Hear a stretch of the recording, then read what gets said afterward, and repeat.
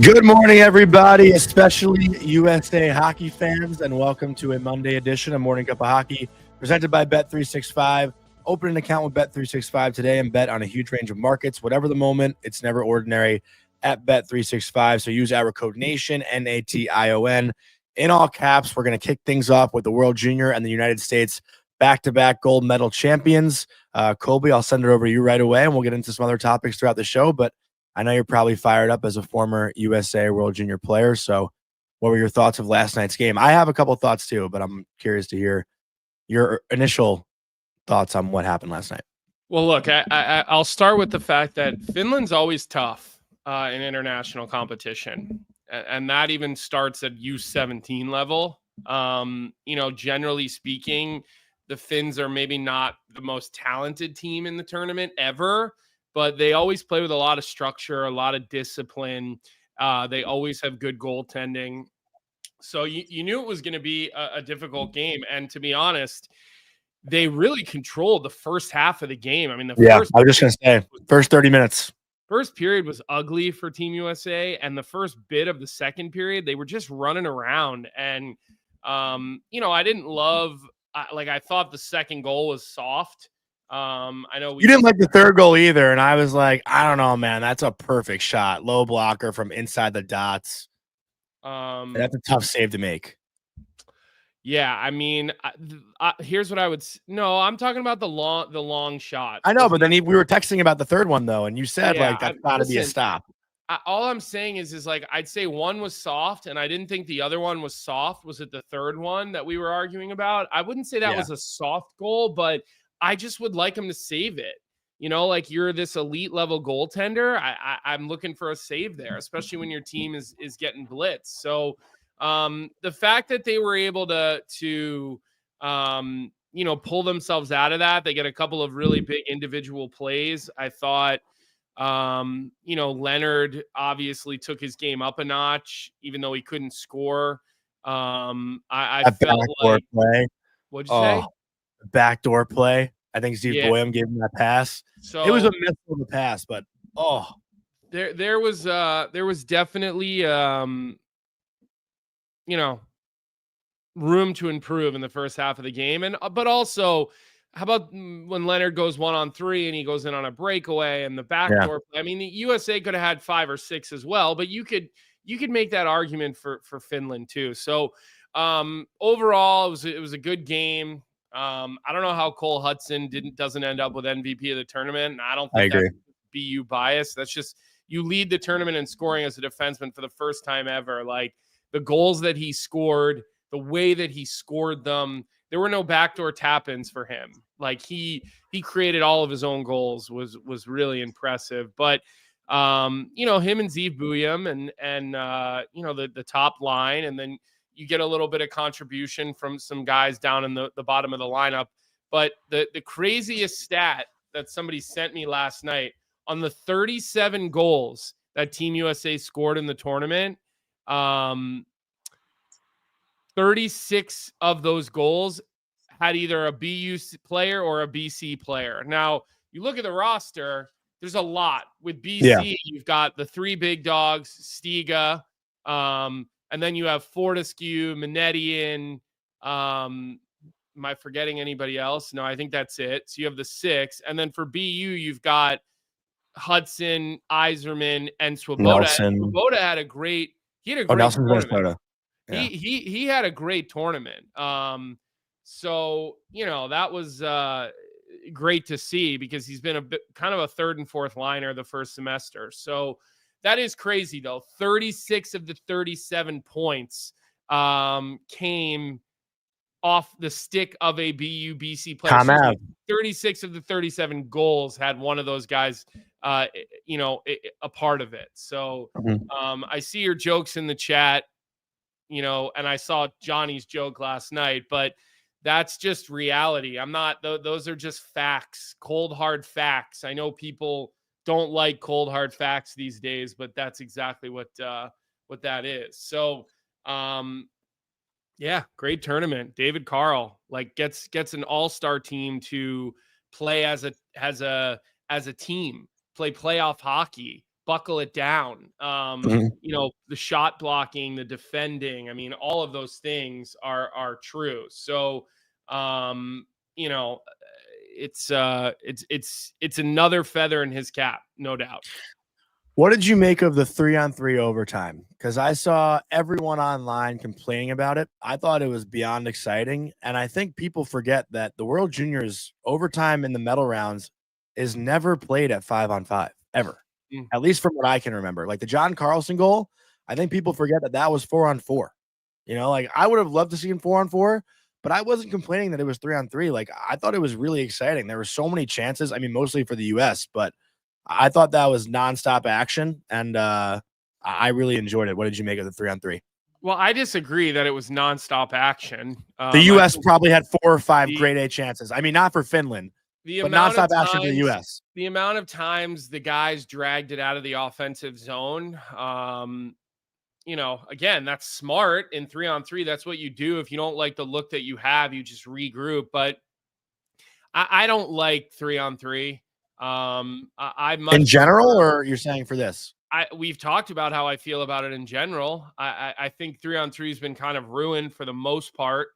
I think it's rare that you see a really good 3-on-3 anymore. I think usually, especially in the NHL, it just turns into consistently regroup and regroup and regroup. And, you know, you don't really have the action that we saw in the early days of 3-on-3, but to decide a championship with 3-on-3, it's definitely not how I would do it. If it was up to me, that certainly would never be the rules, in my opinion. Like, I understand if you don't want to go 5-on-5 for 20 minutes but I think maybe like you do some 5-on-5 and then you get to 4-on-4, because you'd like to think the best team's going to win in that setting. I think 3-on-3, like, could win a face-off, and you know what I mean? Like, it's a roll of the dice. It really is. So I think 5-on-5 is honestly more of a roll of the dice than 3-on-3. I thought the U.S. was the clear-cut better team, and they controlled the entire overtime.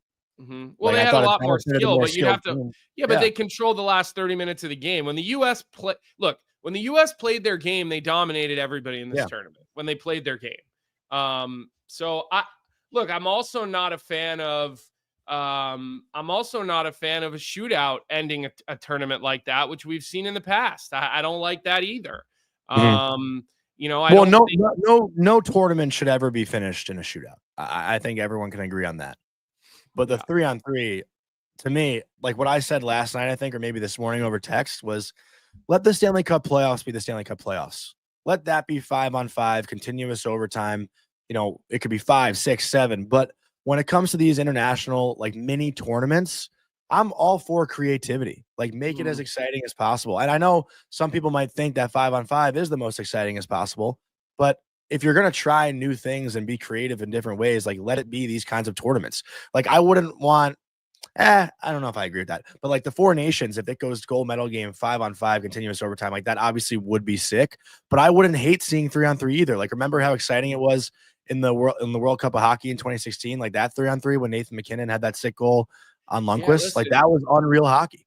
Yeah, I mean, look, we're probably never going to agree on this. I mean, I remember as a little kid in '96 going to the World Cup, and Sweden and Canada had like a 3 overtime game, and we were literally sitting on the edge of our seats for like 5 hours at the Core State Center at the time is what it was called, because it was in 1996, I believe, when the building first opened. So I'm not gonna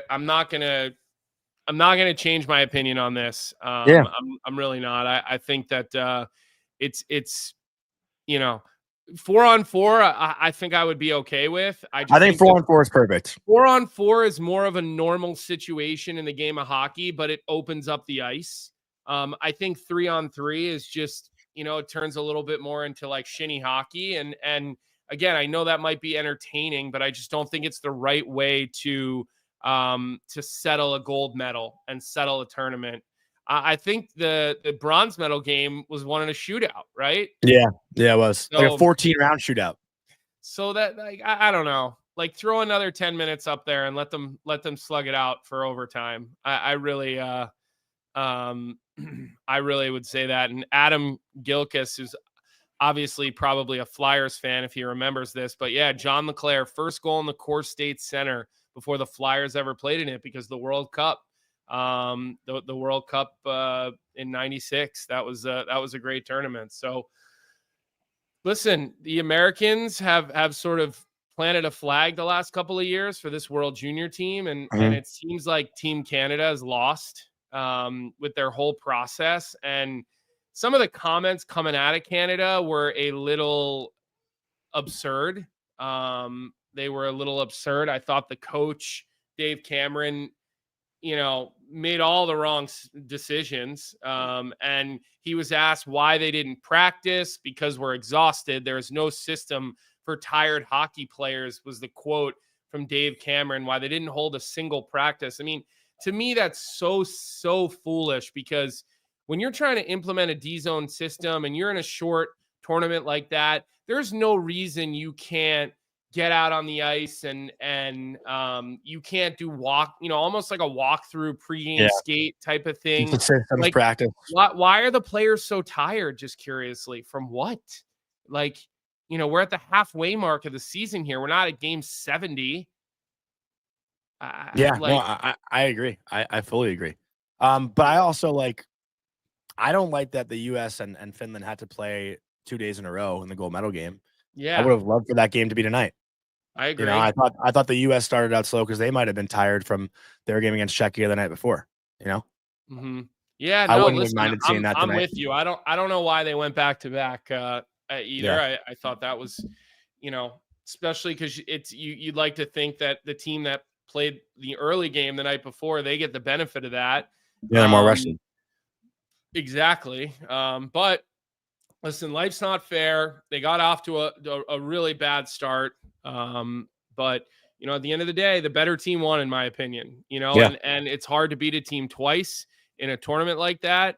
And Finland wasn't able to do so. And Team Canada, they've got some questions to answer, man. I mean, I just thought that, with all the skill that they left at home, it actually kind of reminded me of when, the U.S. had a couple of weird results in a row where they took a more like an older, slower, more quote unquote experienced group that, they thought was going to grind it out in like the skill, in a skill game. And, the results were dog shit. That's kind of what Canada's had the last couple of years. So, it'll be interesting to see with everything going on with Hockey Canada, because I mean, listen, they haven't had a good thing said about them and who knows how long. I mean, they've been the epitome of a dumpster fire, and Hockey Canada is supposed to lead the way. I mean, they are we're having success right now, Team USA. And you can make the argument, especially with our, especially with what we think it looks like right now for our men's, our senior team. Mm-hmm. It does look like the gap has been closed. It does. But the men's seniors are going to have to go out and prove that. I mean, because they still haven't. Are you going to be leading the parade for Four Nations, saying that I can't believe Team Canada left off Macklin Celebrini for Four Nations if they lose the first game? No, I don't think. I'm asking you as a half joke. Please take it. Oh, yeah. I mean, because look, there's nobody on Team Canada's roster that I look at and says, geez, that guy really doesn't belong, and you talk about, you could point a finger at Cirelli, maybe at Hagel. I don't really think you can, but maybe you can make that argument.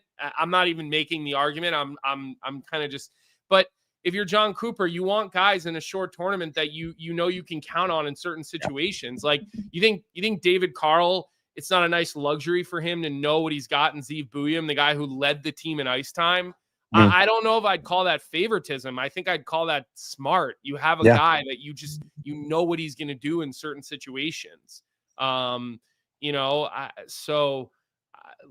This is just how it goes. But I'll be really interested, because what I'm curious about is you look at that tournament, right? And you look at the numbers, right? So 22 players on Team USA's roster come from the USHL, right? And there's all this debate right now about all these players are going to leave for the CHL and then they're going to go to college. And, you kind of have to take a step back and you kind of have to wonder, well, maybe one is doing a really nice job of developing players. So like, why are players like, you watch that and you're like, well, why am I rushing to go play in the CHL when the USHL's path is kind of right on display in a game like that?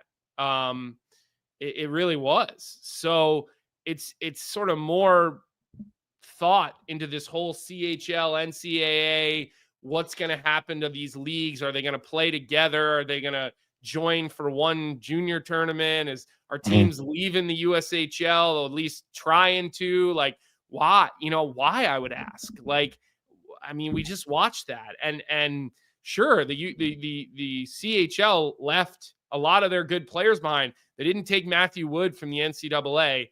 That's one thing they need to get out of their own way about, is if there's a really good college player, take him. Ryan Green got left off the team last year, who was having like a career season at BU. Matthew Wood at Minnesota, like, he's been really good for Minnesota this year. He plays against all of these Americans. Did he not play last year? Wood? Yeah. I don't think he played in World Juniors last year. I thought he did. I want to check. I'm going to look that up. I thought he did play last year, but I could be wrong. Yeah, I mean, look that up. I'm not 100% sure, but like, again, this is a guy who plays college hockey, who plays against all these players. He plays against Booyam. He plays against the Boston kids all last year. Yeah, he played last year. He did. He played last year. Okay. So yeah. He got cut, it looks like, is what Vic is saying. This year he got cut, which we thought. Meanwhile, he's having a way better year, Wood, for Minnesota this year than he did at UConn last year. So I think there's just way too much politics involved. There's politics all over hockey. I think that is just, there's way too much politics involved. We got a question from Jeremiah in the chat before we move on, and I'm going to read it out loud to those of you who are audio only.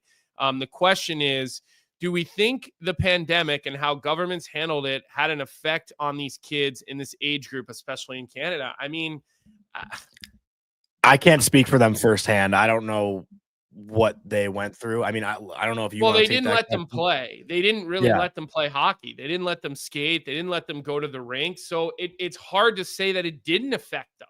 I think you look at, you look at how hard they locked it down and closed rinks, and I don't think it was quite as bad. But I guess I'd have to go back. Like, COVID seems like it was 50 years ago now, even though some people still walk around,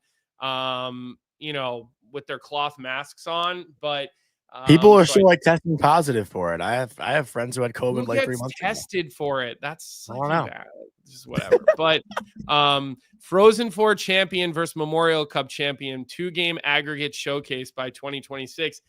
I don't think people we're biased, but I think I just don't think people listen. I think the CHL is a phenomenal league, like, no doubt, but your comparable is not, it's not the NCAA. Your comparable is the USHL. That's who should be in the Memorial Cup, or that's who should be in a tournament. And like, not the NCAA. You're not talking about, comparables there. And I understand, some Canadian people think that they're fair to college hockey is not junior hockey. You're talking about kids versus grown men. And I just don't think that's, that's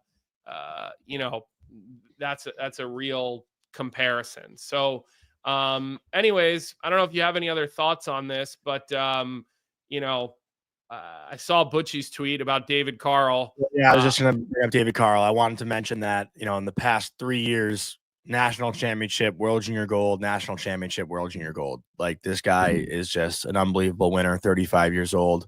And what did Bucci say? If I'm an NHL, or here you go, John Bucci, if I'm an NHL team, especially a younger one with runway, I'm calling David Carl, offering $5x4 million. I don't think David Carl has any reason to leave where he's at right now. I think it's a stable job. I think college coaching. I'll tell you what his reason would be. Money. $5 million, $4 or $5 million a year, compared to $600,000-$700,000 a year. But what we've seen from NHL coaches, or that job in general, it's so unstable. Like, and knowing what college coaches do compared to NHL coaches, like think about your lifestyle. You're around your family more, you travel way less. It's a secure job for life, essentially. Mhm. You know, Yeah, like but if you are when a good someone college coach, you can be there for 40 years. when somebody offers you $4 million for one season per guaranteed, so Mhm. let's say you get a 4-year deal for $4 million a year, Yeah, $16 million. You can earn $16 million in 4 years. Do you know how many years it'll take you at 650, for sure. $700,000 to make that? Not to mention you've got two national championships, two world junior medals. These are competitive guys, right? Mhm. These are really competitive guys, and they want to go to the next level and show everyone that they can do it at the next level. So I hear you, Yeah. right? And I'm not saying what you're saying isn't valid, but I Yeah, for sure. remember when David Quinn told the Rangers no 2 or 3 times, and then they turned around and offered him like 3.5, 3.8 million a year. It started at 1.5. He said no, I'm not leaving 750 for 1.5.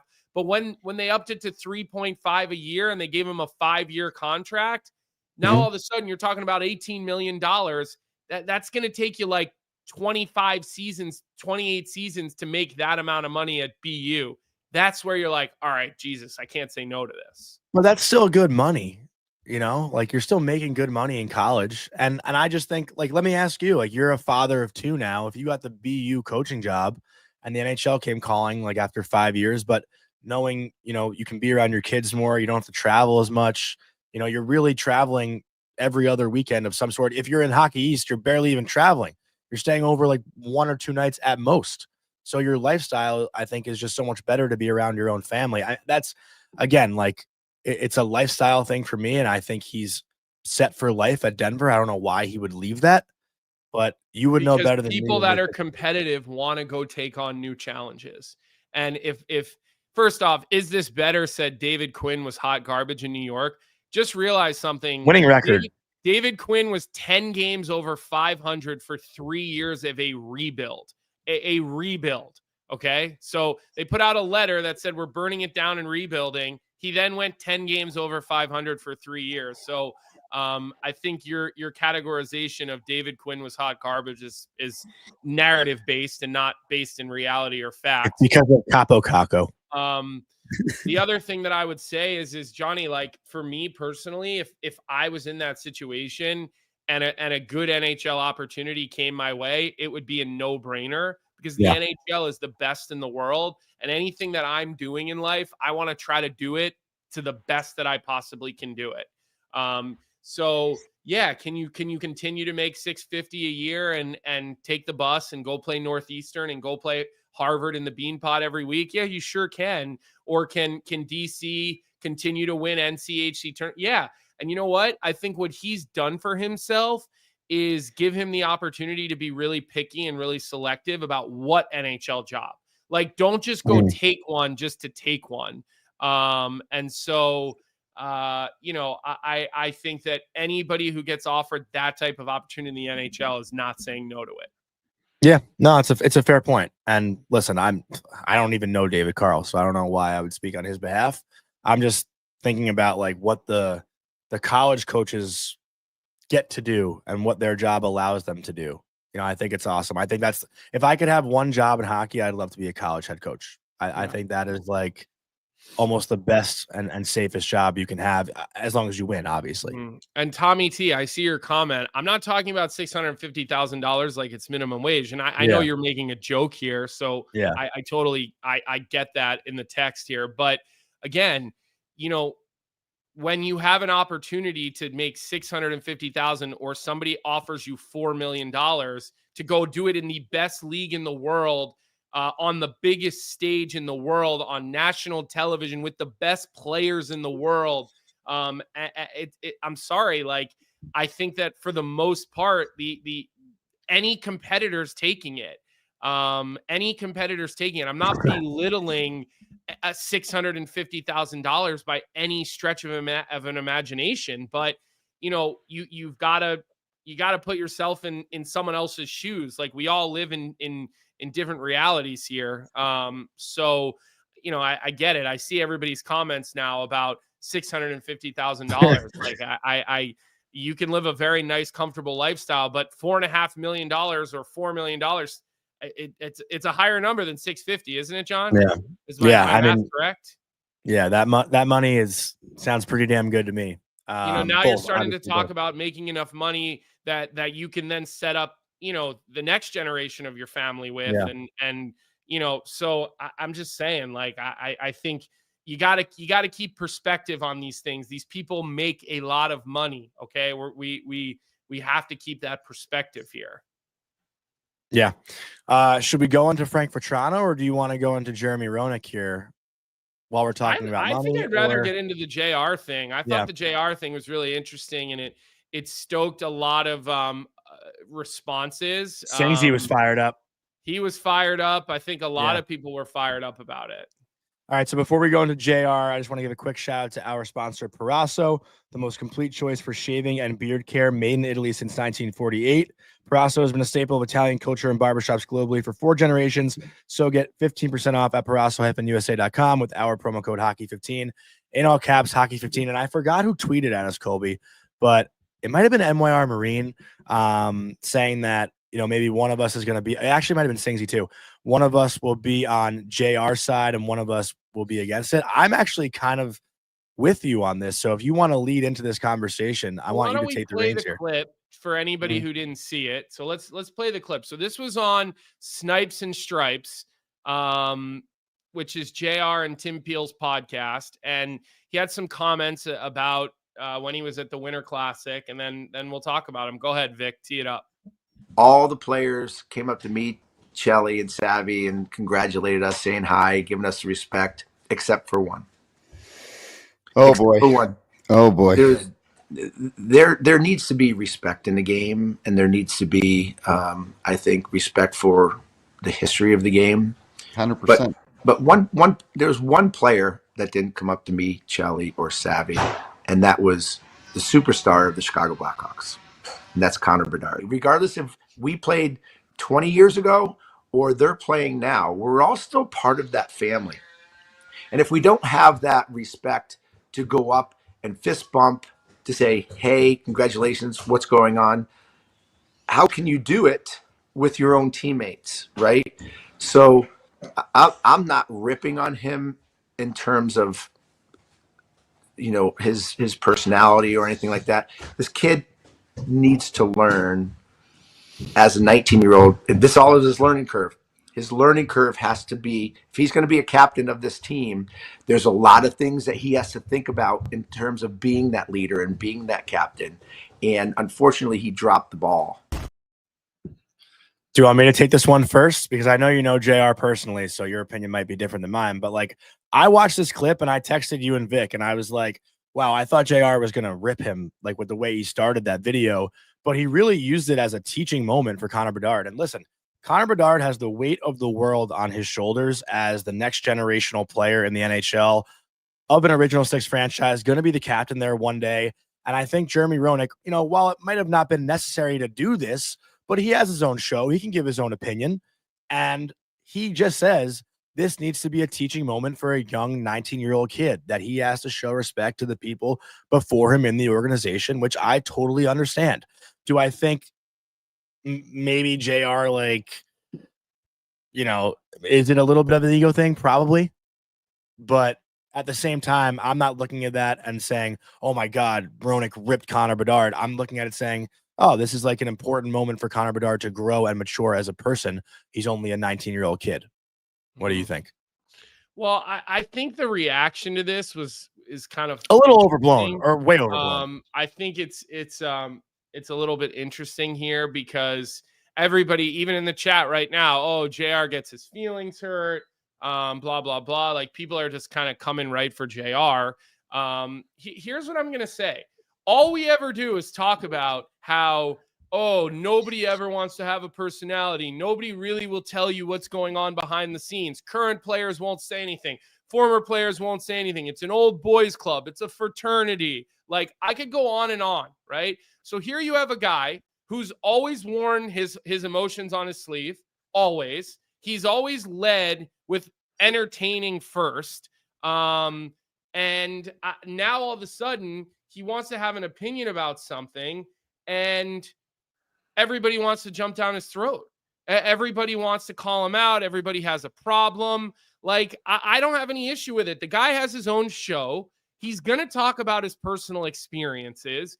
Everybody's being overly sensitive here because it's Conor Bard, and we have to be careful with our precious Conor Bard. Well, buddy, with great, talent, like, comes a lot of responsibility. And, I know that's like a movie quote that you think Spider-Man. I'm always like using, but I can't even ever remember what movie you tell me. It's Spider-Man. But I don't know. And here's what I'm going to say too. Like, JR is all about respect. Like, that is a big thing for him. And I remember meeting him when I was 21 years old, and I walked right up to him because, like, it's Jeremy Roenick. Like, I wanted to go introduce myself. We were in, it was during the 2011 playoffs, and, NBC's road, they were traveling their studio. Like, they didn't have their own studio at the time, so they'd set up their studio at whatever rink. And, like, he quickly taught me that, like, this is how it works. I'm going to take care of you, and I'm going to pull you under my wing, and I'm going to pick up the tab and blah, blah, blah. And then you're going to do it for the next guy, for the next player, for the next generation. Right. And that's like how he was with everything. I mean, years I hung around JR, years, where, like, if I tried to pick something up and pay for something, he would, like, smack my hand away and tell me, like, what the hell are you doing? But he said, listen, one day, if you make a ton of money, you take care of the next guy when you go out to dinner. You pick up the bar tab for the young guys when they're called up to the team or whatever. Right. Like, that was his, mentality with JR. It was like, okay, you respect the guys who came before you and you paved the way. They're going to take care of you, and then it's your turn to do it for the next group of people. And so, I think this all kind of goes hand in hand. And again, like, I saw all the comments, Messier would never do that, Chelios would never do that. Well, they're different. They're different. But hold on a second. I lived in Chicago and was around, was around Chris Chelios plenty. I worked with his daughter. Let's not sit here and talk about, like, him, like, he's this PG-13 human being here. Like, let's not even go there and pretend like these people. The fact that JR is at least calling the situation out, publicly is a step up from what I've seen from some of the other people who go privately and, whisper and blah, blah, blah. So again, I just think that I'm unaffected by this. I don't think that this is oh, JR is being whiny, whatever. Like, listen, there's an expectation, and I think that he's calling it like he sees it. And that's what's always made JR great. He's never been afraid to have an opinion. He's never been afraid to come out and tell people what's going on, right? Think back to all the different controversies he was a part of. They were all just for him coming out and sharing information that everyone would be like, oh, he shouldn't be sharing that. And then the same people are going, God, they never let us know what's going on. They never have a personality. These guys are so boring. So I don't know. Like, I don't think that this is nearly the deal that it is. Yeah, things you just said. This is the point. There's no situation. Bedard didn't dab him. Why is that such a big deal? It might be a big deal to Jeremy Roenick. Like, well, it's not a big deal here's to the us. thing. It might have been more things than, like, he's talking about all the players coming over and saying hello and this and that, which you do. Like, you do that automatically. It doesn't matter which guy is around. Like, if it's, I mean, whether, like, there were times when I was in Chicago and, like, someone would be like, oh, Joe Sakic's here tonight in the press box. Like, and the Colorado people sat on the other side of the press box in Chicago. It's a massive press box. I always went down, said hello. Like, that's what you do. Like, you do that, right? And when anytime Savvy was around in Chicago, you go out of your way to go to say hello to him. Yeah. Because the building there only exists, the history and the moment because of people like him, right? And I think it's really important not to lose sight of that. When you're at the bar with Mark Messier at 3 a.m., you go say hello. Right? That's what you do. I mean, but yeah, you say hello, but you don't get weird like you did. But let me address Tommy T's comment here. He said 60-year-old gets upset, 18-year-old doesn't say hi. That's not what he's saying. It's about Conor Bard being the face of an original six franchise and doing the right thing. If he's going to be the face and if we're going to put the pressure on him, which already has happened, these are just the little things that he's going to have to do. That's all JR is really saying in my mind, right? Yeah, like I didn't. Sidney Crosby is a great ambassador for the game. I don't know what Sidney Crosby was like at 19 if he, fist pumped everybody, but he at least had Mario Lemieux there for the first 2 years, probably to teach him and show him the ropes of what it takes to be the face of a franchise like that. I don't know if Conor Bard, I mean, we can talk to Pat about it. Like, we'll have Pat on the show this week. What do you think Pat's going to say? Oh, no, Conor doesn't want to be the face or know how to be the face. No, I mean, like, about the situation, like if he's seen it or if he's heard it and what Conor thinks of the situation. Like, Conor was probably focusing on the game and didn't think twice about it, but that's the point JR's making. Like, you're probably not thinking about it, so here's something to think about next time. Yeah, you don't know what you don't know. For sure, for sure. But I just think that, again, don't talk out of both sides of your mouth. If you don't want guys to have personality, and you don't want guys to tell you what's going on behind the scenes, but you only want to hear the really good stuff, then you got to just be quiet. Ben Benya, I'm not saying you have to shake hands to win cups. Sidney Crosby is just Sidney Crosby being an ambassador for hockey has nothing to do with winning Stanley Cups. It's about being a good person and doing the right thing all the time. Like, that's the pressure we put on these people as human beings, not as they're paid to deal with this pressure. That's why you pay these people millions of dollars. That's why these people have endorsements and big fat contracts. And, Conor Bedard's going to probably make $100 million in his career and be the face of an original six franchise. There's a massive amount of responsibility that comes with that. Right. And so, he's going to have to figure some of that stuff out. Listen, it took Patrick Kane, some real bumpy moments of figuring that kind of stuff out. It seemed like Taves it was a little more of a smooth run for him, but it took him some bumpy moments, and it took, him some really, really bad incidents that were very public to kind of get himself on a straight and narrow path. Right. So again, from what I hear, Conor Bard is a very quiet, humble superstar type. He's of a good kid. I've spoken to him multiple times. I've never heard bad things about him. But listen, it's a reality of a situation, right? It's a reality of something that happened from one Hall of Famer to maybe a future Hall of Famer. You really don't want to hear about it. You don't want to know about it. You want them to just keep it all hidden away so we can complain and say nobody does anything in hockey. Like, give me a break. Give me a break. We talk about how great it is with, Draymond Green saying the things that he does every week. Like, give me a break here. And Ben, just your next comment. We pay them millions of dollars to win, not be stand-up guys. Conor Bard doesn't have to do it, but it's something that he's been blessed with, and he can change the game in that sense if he wants to. Like, hockey players aren't paid to be entertainers. I get what you're saying. But when you have that much talent, like Colby said, there's a responsibility to learn from the generation before you and then pass it on to the next generation. Like, Sidney Crosby, his first 2 years, I hated Sidney Crosby his first 2 years in the league. I thought he complained, he dove, he did everything. Like, he was my least favorite player in the league. But I think as a human being, he grew and grew. And now, like, Sidney Crosby as a human being is one of the nicest guys I've ever met in my life and does everything and treats everyone with the same amount of respect. And that's all this is really about, is just treating everyone with the same amount of respect if you're going to be the face of a franchise and the face of the league. That's the bottom line. That's it. I don't agree with how JR handled it, but I don't think he's wrong for what he said. That's it. Bottom line. Right. Yeah.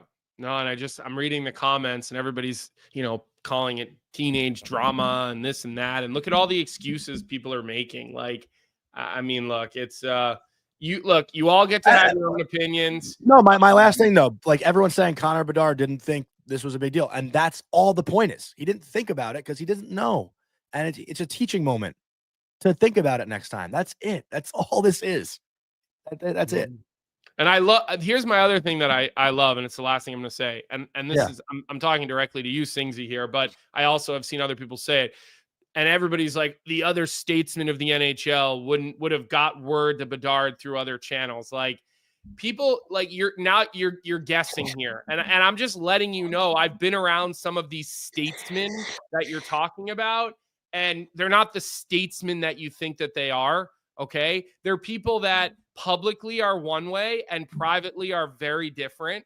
And look, I've had very brief interactions with Wayne Gretzky. He's never come off as anything but an amazing human being, a great guy. Like, what you see is what you get. But I've been around plenty of these other quote unquote statesmen. And listen, they were good teammates. They were fun. They were a lot of things. But this perfect picture that you think you have of how they handle things and how they are couldn't be further from the truth. The difference is JR publicly and privately is the same guy. There's no difference between him publicly and privately. There is difference between people publicly and privately, other people. Okay. There are, namingly some of the people and the names that have even come up in this conversation today. I've witnessed it firsthand. So I hate to, rain on your parade of this, but that's reality from spending time around a number of these people. So John, I don't know if you want to say anything else about this, but we did end up eating up a lot more of the show than we thought we would on this. It's not normal that you and I are singing the same tune and like the chat is like totally against us. I know. Yeah. The chat doesn't normally happen. I don't really like it.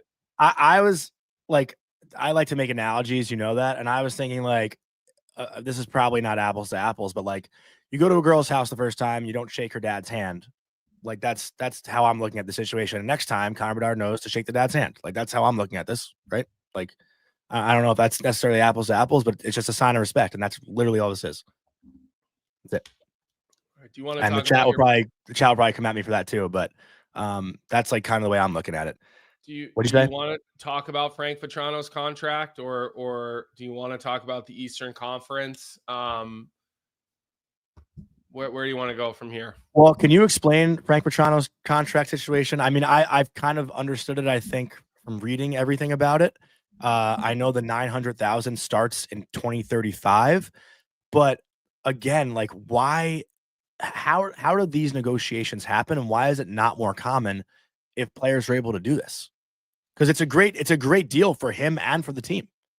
Mm-hmm. Well, look, there's a couple different ways you can look at it. He deferred a bunch of his money. He's going to get paid $900,000 a year for 10 years. 10 years after his starting in 10 years. Right. So starting in 10 years. So basically, yes. And the first comment I see is it's all about the state tax. So he's going to move probably when his career's over. Maybe he's going to go live in Florida and he'll be able to make the last, whatever, $9 million of his contract in a state tax-free environment if he wants to.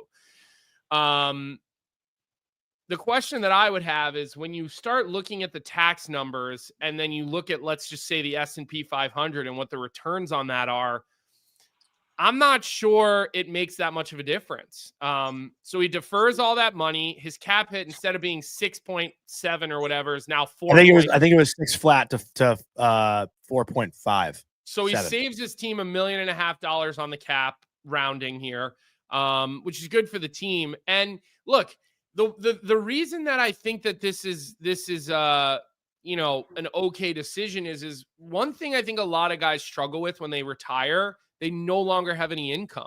Even if they made a lot of money, they don't have income. And like, let's say you want to build a house or you want to buy a house. Even if you have $5 million in the bank, right? And most people, even the NHL players, aren't keeping that type of cash in the bank. They're investing their money in, different areas of the market. So you get done playing and you now are going to spend 10 years getting paid $900,000 a year, basically guaranteed income. Let's just say it almost until you're 50. right? So like you're going to retire when you're 36, maybe 40 if he can get to 40. I'm using round numbers here, but let's say he retires at 38. Now he's going to get paid until he's 47 years old, 46, 47, like 900,000 in salary a year. It gives him a little bit more flexibility in his life. And yes, he's not going to pay those state income taxes, but the one thing I will say is when you look at the S&P 500 and you look at the returns over 10 years, even if you pay the taxes and then you invest it in the S&P, it's not really that much of a difference. It's really not. I want to address MYR Marine, and I don't want this to sound disrespectful, but I want to say respectfully, fuck off, because I do understand how it works. What I don't understand is why it's not more common if players can do this. Well, Frank, go ahead. What now? Frank can still sign with another team after 3 years, and get paid by the Ducks and another team. Right. So why are more players not looking into this? That's what I'm saying. Why is that? I'll tell you why. I'm going to tell you why. You obviously understand. I understand how the payment works and how the contract works. No, I understand. What I don't understand is if players know they can do this, why are they not doing it more? Let's just think about this. Do you eat at Chipotle? They want money up front. Do you like Chipotle? Like, do you eat food at Chipotle? Is that one of your? Okay. Yes. I figured that. So think of how expensive Chipotle is to eat at today as compared to 7 or 8 years ago, like when you were in college. It's ridiculous. Yeah, it's $24 now is like $13 10 years ago. Exactly. Yeah. That is the key. $1 today is not the same as $1 tomorrow, right? So like your dollar isn't worth as much in 10 years that your dollar is worth today. Compound interest, investing, not to mention cost of living continues to go up, okay? Continues to go up. Houses are more expensive 10 years from now.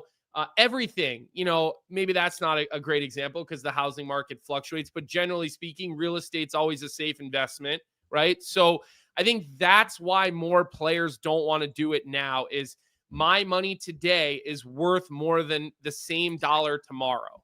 So he could be getting paid by 2 different teams. Yeah, but Frank's not going to retire in 3 years. I understand that, but his deferred money doesn't start until 2035. It starts way later. So again, I'm just saying, when you break down the numbers, it's not this incredible tax deal that people sort of just immediately jump in on, right? It's not because of the S&P 500, and that's just one way to invest your money, right? That's just one way, and so, but where I do understand it, and I've seen this, guys, with friends of mine who have recently retired and they wanted to go buy a mortgage and the bank turned around and said, well, we can't give you a mortgage. Yeah, unless you want to put one of your houses against it as collateral, and that changes. A collateralized loan is different than because you don't have income.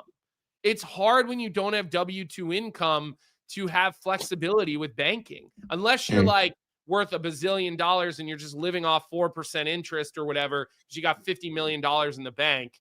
And is this better? Listen, last year I got into Bitcoin. I had somebody who steered me into Bitcoin when it was, $38,000, right? So I like crypto. I like Bitcoin. I've done better with it than anything else that I've done in my life. But welcome to Morning Cup Economics presented by Bet365. But the other thing is that the other thing is that I think that it's only for certain individuals, right? Yeah. Like I think that I remember, I'll use the example of Nick Bonino, right? He was one of my roommates in college, and Nick would go into contract negotiations and would always, in my opinion, he would always take less money because he wanted more security, more years. Right? Like some guys are willing to do that. Nick wanted years and security over dollars. He felt like, you know what? The security is better than the dollar amount to me. Where, Shaddy was the opposite. He took a massive pay cut to go play for the Rangers on a 5-year deal when the Devils offered him 7 by 8, right? They offered him 49 or 56 million. I don't remember if it was 7 by 7 or 7 by 8, right? So for him, the security didn't matter as much. So every player is just a little bit different in the way that they look at their contracts. And Johnny, do you see the comment about the TPS reports? And do you know what that reference is for? No. Yeah. So Rico, I'm with you on the Office Space reference, but I had a feeling Johnny probably never saw that movie at all. No. So, I was answering MYR Marine saying I implicitly trust the economic advice of the firm Lazarus and Cohen, and I was just saying my only financial advice was Czechia money line against Canada, and I spelled Czechia wrong. So look, you asked me a question. I'm giving you my viewpoint on this topic and on this question. Why did he do it? It's for some people. It's not for other people. Now we're seeing all the Office Space lines coming into the chat. Johnny, you've never seen the movie Office Space, have you? I never heard of it. You're not that young. I don't understand how you wouldn't know that movie. Who's in it? I don't know actually what their names would be, but they're great. They're all good actors. Jennifer Aniston's in it. I'll watch it right now. I'll turn it on as soon as the show ends. I love her. Oh, yeah, you're a big Jennifer Aniston fan. But let's get into some hockey, because I feel like this has been good, though. Like, listen, I think this contract situation is very different from any other contract that we've seen. There was another player recently that deferred money, too. I feel like, who was it? Was it Seth Jarvis did some deferral? Yeah, I think so. I think it was Seth Jarvis. Let me ask you one other question. When we go to dinner, who picks up the check?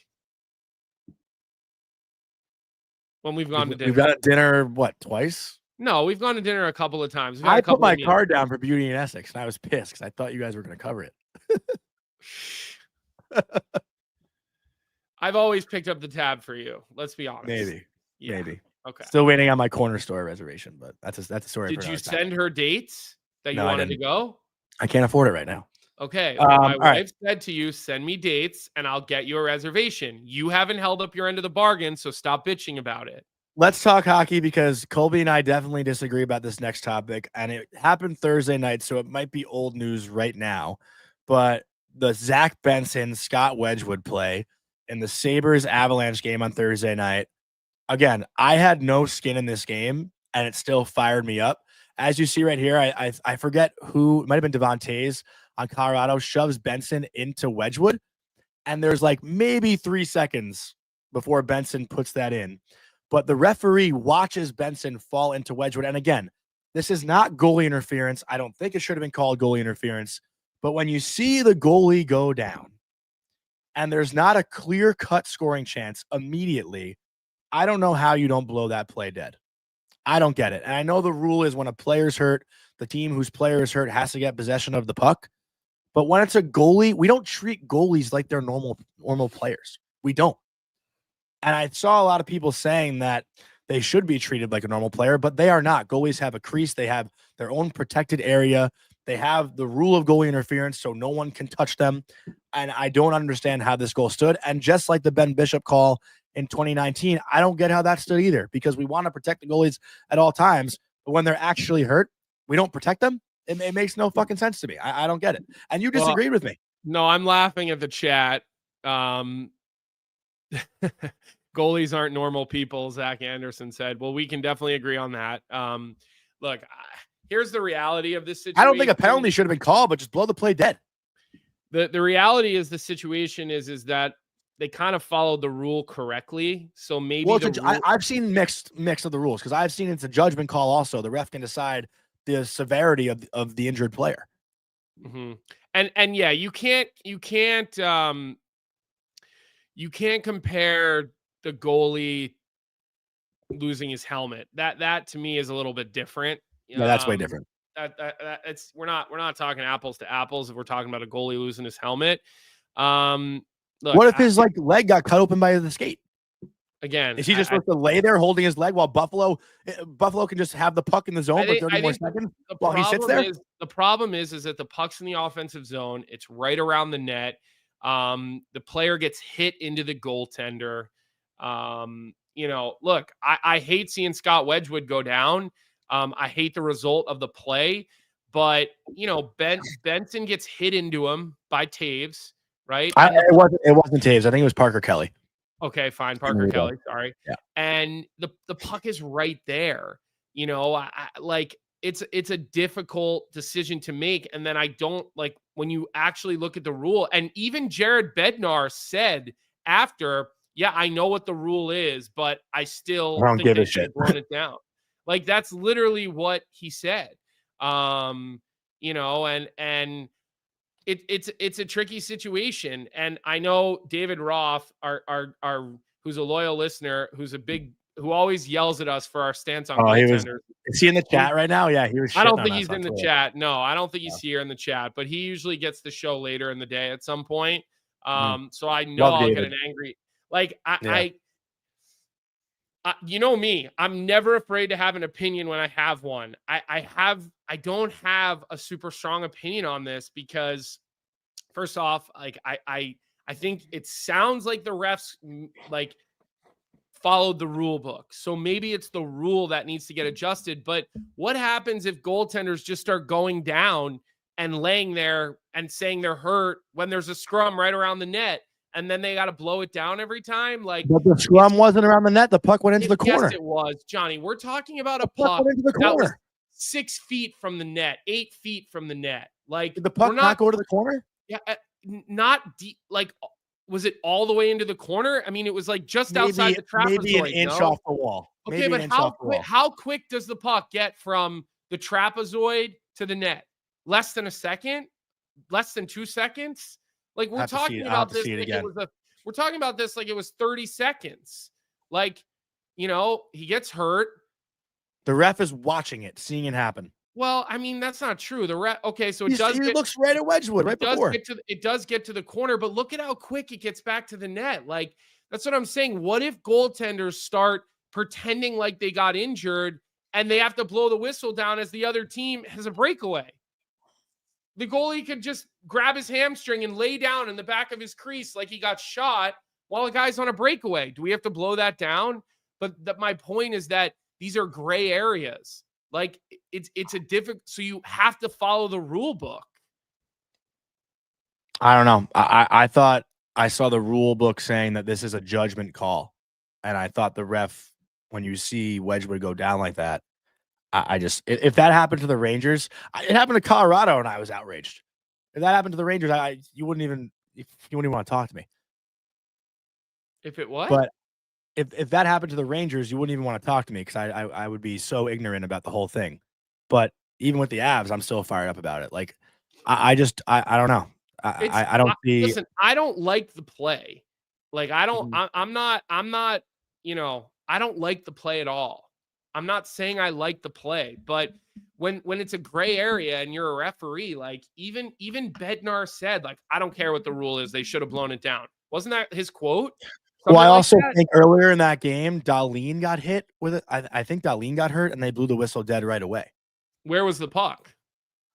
In Buffalo's zone, and like, Colorado had like a 3-on-1. I think. I don't think there was a clip online. I was watching the game, and I'm pretty sure Colorado had like a scoring chance, and it was blown dead. So I think that's where Bednar's anger came from. Also, do we have the Bednar comments? I think Vic has them teed up too. We should play the Bednar comments from the post game. The referee said it wasn't blown because we put their guy into Scott. I said, I don't give a shit. He's hurt. They're standing there. He's sitting there. He's hurt. Blow the whistle. If the puck's in the net front still and they were hacking away at it and it goes in, I'd say fine. But as soon as the puck squirts to the corner, they got to blow it dead. They do it all the time for regular players because of player safety. The rule would state that we have to touch it, but they don't follow that rule. They never follow that rule. I mean, I fully agree. Once that puck goes to the corner, blow it dead. That's all I'm saying. And I listen, and I understand your argument. I do. I really do. I understand where you're coming from with it, but it just remember how quick it goes from the corner back to the front of the net, how quick that happens. And I just feel like the problem is that what happens if this situation comes up and, you know, a goalie's just embellishing it or faking it or whatever. I'm not saying who did that. I'm just saying what happens. Well, what happens if a goalie, let's say Buffalo had possession of that puck for 30 seconds and Wedgwood's in the net holding his leg. He had to limp off the ice. He was actually hurt. Right. So what, Buffalo can just pass the puck around for 45 seconds so Colorado possesses it while Wedgwood aches in pain in the net? That's when I think the judgment would come into place. And I think when they see that and it's like ongoing, if you're talking 30, 40 seconds, I mean, that's a lot of possession time. Obviously, if it leaves the offensive zone, what if it's not? What if it doesn't? Blowing it right away. But I'm just saying, if the puck is moving in and around the corner, it's like that's when they probably okay, this guy's in a lot of pain. We got to blow it down. The puck's up at the point now, right? Like we're talking about the corner, like that puck pinballs into the corner and then back to the back of the net in less than 1.5 to 2 seconds. Yeah. So hate the play. I really do. You hate seeing a player get hurt. Tricky situation though. Like I don't think crazy game too though. Colorado came back and won that game. It was nuts. That was a sick game. Goal they scored was it 6-on-5 at the end. We were watching 7 seconds left. McKinnon to Druin. Yes, sick play. I don't know how Buffalo didn't cover Druin though in the slot. Like he was. Yeah. So do you think the Sabres are so back still, or you think they're not so back? When did I say they were back? I thought you said that when they were winning that game. The whole Eastern Conference is alive. There's 7 points separating the second wild card spot to Buffalo. Buffalo's 7 points back in the playoffs. Are the Rangers still alive, you think? I honestly hope not. I actually don't want them to make the playoffs. I don't think it'll do them any good. Do you think Lafreniere's so back? He got a point yesterday, first time in 4 months. He's so not back, dude. It's so frustrating. Did you see the play where he got out-muscled? We almost made it through the whole show without talking the Rangers. I didn't even want to talk about them. All right, well, let me answer one question in the chat that I did want to hit. Somebody asked me, where does Alfond rank? I haven't asked about the game this weekend. I'm trying to find it. Let's see here. Somebody asked me, where do I rank Alfond Arena with college hockey buildings? Up there. I would call it a top. I would call it a top 5 probably atmosphere in all of college hockey.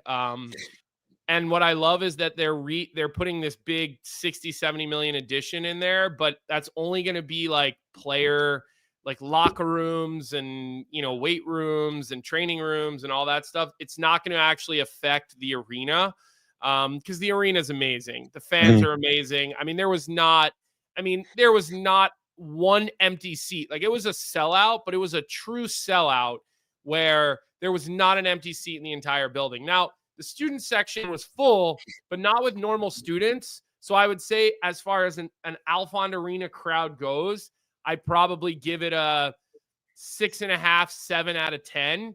But normally it's a hard 10. Like when the students are there, there we go. Good job, Vic. Neil Simmons asked the question. But we're talking about the building at University of Maine. For those of you who are Canadian and might not know, it is an incredible, incredible atmosphere. When that place is juiced, it's one of the best there is in college hockey. It honestly is this it looks like somebody took a couple of houses and just put them together, like from the outside with all the pointed roofs. But I guess with all the snow in Maine, you want to make sure you don't have any flat roofs, so it doesn't just sit on the top of your roof. So great building. It's a great weekend. Maine and Denver. Did they split? They split 2-1. Denver won Friday night. They scored a goal in the last minute of the game. I only saw the first period of Friday night's game. Did you guys talk UNLV? I know you hit on it in the open. I mean, a little bit, a little bit. I don't really quite remember exactly what we said, but it's yeah. Do you want to address Mr. Angry Tom in the chat? Let me see here. What's the question? Do you want to read the question? I can't. Colby, got a broadcaster question. How do you become a color commentator? Is there an interview process besides being a retired player? Do you ask for your hockey takes? Just curious. A little bit of shade to me because I broadcast too, but jeez. That's a good question. There's not an interview process. At least I've never gone through an interview process. Yeah. There is sometimes there's an audition. But I think just, you get invited in and you do a little practice, you do a little audition. I mean, the Blackhawks brought me out the year before to do an audition. They didn't call it an audition. And then they offered me a job like 4 or 5 months later. So, Johnny, he's asking people who don't swear on the broadcast. That's what I'm laughing at. I'm laughing at J-Rock. I figured as much, but yeah, no, it's more just your playing resume and kind of maybe where that fits, and that gets you in the door for sure. Yeah, it certainly helps. If you play, it gets you in the door. Helps get you in the door. I mean, with ESPN, I kind of got in the door with their college department because the guy who was in charge of it was a BU guy, and saw me do some work on Nesson, and that's kind of just how it goes. And then from there, you have to like practice and get better and watch film and get reps and all those things. So that's kind of how it goes, I guess you would say. Yeah, I mean, my opportunity came from my best friend being the hockey ops guy at UMass. They needed someone to do color commentary for like 2 games, and they asked if I was interested in doing it, and I did it, and I loved it, and I wasn't very good at it when I first did it. But then, Colby gave me advice. I hired a broadcasting coach, and then you work at it. It's just like being a player, right? You watch video, you study yourself, you learn your own ticks, and then you continue to grow and get better. But color commentary is way different than play-by-play. Like, I don't know if I could do play-by-play, Colby. Do you think you could do play-by-play? I've done it. It's such a hard job. I did it. Yeah. I did it. I was doing Blackhawks one night in Seattle, and the play-by-play guy's headset went out, and the backup headset wasn't working. So for like 2.5, 3 straight minutes, I was just doing. You were doing play-by-play, and it was longest 3 minutes of my entire life. I mean, I felt like I was drowning, and I felt like waves were coming over on top of me, and I was like, faltering to try to find my footing. It's very, very difficult. The play-by-play guys are incredible talent. At what they do. They really are. They're absolutely incredible talents. Wait, what is this video that MYR Marine's asking for? What clip? I don't know. Did Vic say something? I'm catching up here in the chat. Speak, talk. What's the clip? Someone fill us in on what clip you're referring to. Glenn, what are you guys saying? Big Willie style. I don't know. You see anything? I don't see anything. Yeah, I don't see anything about the clip. I'm looking. I'm trying to scroll up the chat right now to see what could be potentially going on here. But I did see Neil Simmons go power rankings: Alphon, Matthews, Engelstad, Conti, Yost. Neil, I think a lot of those belong there. I don't know if Connie Forum belongs there. And I will just say this: I loved playing at BC because it was our rivalry. But I don't think Connie Forum is in the same level of atmosphere. I did the Providence BC game last year. It was packed. That place was sick. I know, but it's you look at like Yost and you look at Matthews and Alphon, like there's an old charm to those buildings because of the size of them. Connie's big and it's got a roof. And, look, the Ralph, obviously, in North Dakota, like that's the one big building that can bring a small building atmosphere. So I do think they belong on there with their atmosphere. But, Yost and Matthews and Alphon, I think those are – and I even think the game's up at Cornell. Quinnipiac too, honestly. I've heard Cornell has fallen off a little bit with their crowd. I forget the name of the building at Cornell. But I think one thing for right. Okay. I think one thing that people got to realize is that we're not just talking about loudness. Like, 3M at Mariucci, like that's a good crowd when you guys pack it up, but it's definitely not, it's not the same as these other old buildings that we're talking about. But I forget where I was going with that. So you're talking about arenas. Mariucci was pretty quiet when I scored there against the Gophers. 2-on-1 out of the box. You had a goal at Mariucci. Served a 5-minute major for a guy on my team who got kicked out of the game. Then I came out of the box, got a 2-on-1, went glove side, sellied. Probably the best moment of my career. Yeah. I can pull that. Jake, I see your comment. Colby, how do you set up your boards? I am a college student who is in broadcasting. If you want to shoot me an email, I can send you a copy of the board that I use. It's probably not conducive for a play-by-play guy. But I have over the years gotten some things from different people that I like and have like sort of made it into my own. So if you just get my email or there's got to be my email's got to be somewhere on the internet, I'm sure. I can get it to him also. Well, I posted it once and you told me to delete it. Remember? You have Jake's contact information. We can get it. Just DM me on social media. I'll find it. Yeah. And Sean, they did fix the rink at Mariucci. It used to be like a pond, and they downsized it. It was one of the bigger ice surfaces in college hockey, and I think now it's the normal. What is it, 200 by 85 or 85 by 200? UNH was like that too. UNH was just way too big, and UMass is still one of the only ones that's like an Olympic size rink. Yeah. So, Tommy T, I'm gonna stay away from that comment, but there's definitely people that probably share that thought process when they're watching. Anyways, Johnny, I don't know. Was there any other topics you wanted to talk about before we get to Bet365? Anything we didn't get to today? I mean, obviously lately there's been so many other things to talk about. We haven't really dove into many games. I mean, if Vic wants to pull up my goal against Minnesota, like I won't be mad about that. If the chat wants to see one of my highlights, probably only highlight, Vic, if you have that. I don't know if you got it. I don't know, Johnny. Let's get to Bet365. I don't think anybody cares. Needs to see that, or they'll get. To Big Willie Styles said he was at the game when I scored. No way. Is that true? That'd be kind of sick. All right, let's go to Bet365. Our bet of the night. Just like always, we're gonna fade the Buffalo Sabres, who are coming off of a West Coast trip where they lost 3 out of 4 games. They're back from Vegas. They just lost to Colorado, Dallas. They beat St. Louis on the road. But tonight they take on the Washington Capitals, who have been very hot. Ovechkin, again, I think 4 goals in 5 games since returning from injury. The Caps beat the Rangers the other day in pretty convincing fashion. And the Caps are only minus 150, I believe, tonight.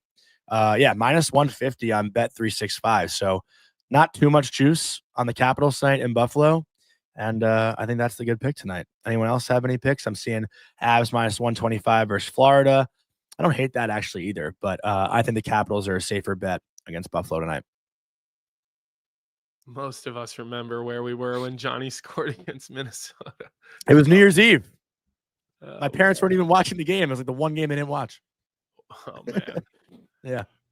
All right. But, the other thing I'll hit really quickly. Somebody asked, Pablo Barossa asked if the Penn State building that Terry Pagula built is any good. Yeah, it's really good. They did a great job. It's a big building, but they sell it out every night. I mean, they did a great job. And a lot of there's the part of the building that the fans see, and then there's the part of the building that the players kind of live in. And when I say live in, like you spend more time at the rink than anywhere else on your college campus, probably. So Penn State knocked it out of the park with theirs and the way that they did. Sick. But you still just can't, you can't replicate Alphon. You can't replicate Matthews Arena. Matthews Arena is like one of the oldest hockey arenas there is. I think they're done with it though.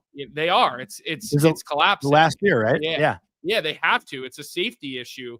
I was there doing a game last year, and they had to rope sections off where people couldn't sit in. So you can't replicate those types of college buildings when they build these new buildings. Like Walter Brown is the old rink, and then they build a Agganis Arena. Like there's just different. Agganis is an arena. Walter Brown was this small, little, intimate, 2,800 seat on top of you, low roof venue. And Neil, the Kohl Center is a great building, but it's massive. Like it's huge, right? You're never going to have that atmosphere that you're going to have at that type of situation. And the last thing I want to say, and I've been joking about this with people, New York Marine said thoughts on Canada becoming the 51st state.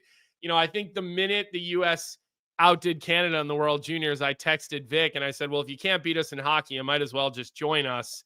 And that is the one thing you guys have always kicked our asses in is hockey. So I will say this.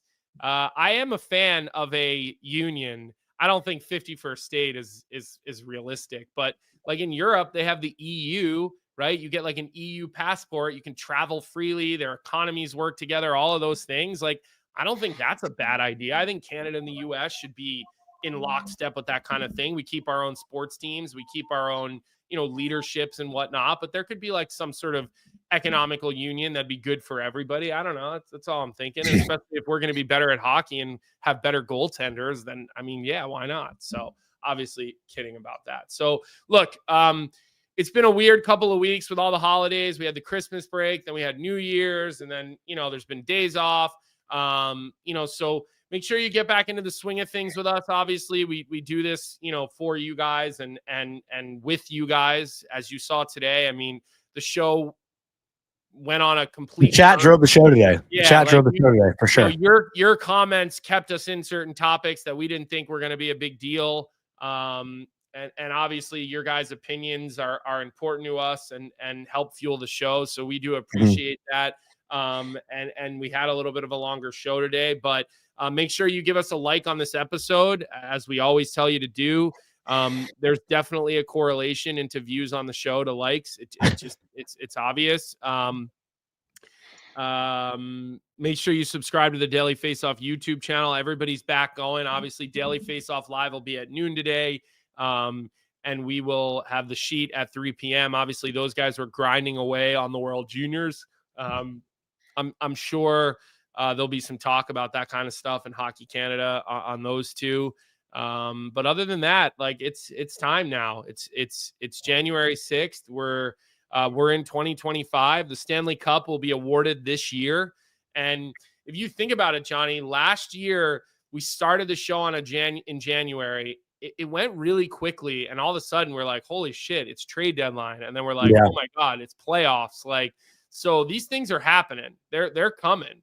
I think trade deadline's in February, right? Is it February? No, March 7th. March 7th. Okay, it's early March. So in my opinion, these next 2 months, January, February, to me are always the biggest grind of the year. It's like, get through these 2 months. It's the coldest time of year.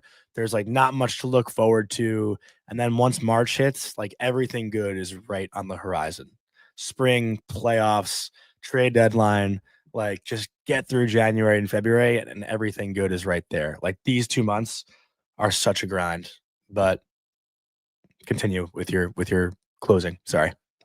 I misspoke. I spoke out of turn.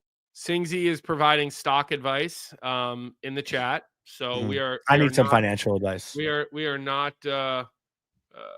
We are not licensed professionals, but we do have Singsy giving stock advice. And now I could also see if Frank wants to come back on the show. I texted him yesterday about congratulating him and stuff. But when we did Frank, we had to pre-tape, didn't we?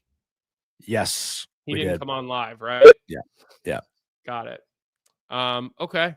Well, good show today. We appreciate everybody here with us. Not exactly sure what we'll have. We'll try to have Frank Saravalli on back on his regular Tuesday appearance tomorrow. We can ask him more about these kinds of things and maybe even what because that whole Wedgwood thing that gets sent to the league. The league starts discussing it. It gets sent around to GMs. GMs want to start talking about it. Maybe that's something they have to adjust within the rule book. That's usually play like that usually sparks debate within the GMs and the committees within the GM groups. So we'll see what happens. And other than that, that's all we got for today. We'll see everybody back here 9 a.m. tomorrow. Thanks for rolling with us. What's up, hockey fans? If you enjoyed that video, then you need to be hitting the subscribe button right here at Daily Faceoff. Exclusive interviews and analysis from our hockey insider Frank Saravalli, fantasy updates from Brock Sagan, and a daily live show at noon Eastern, Monday through Friday. You don't want to miss any of the fantastic content, so hit that subscribe button.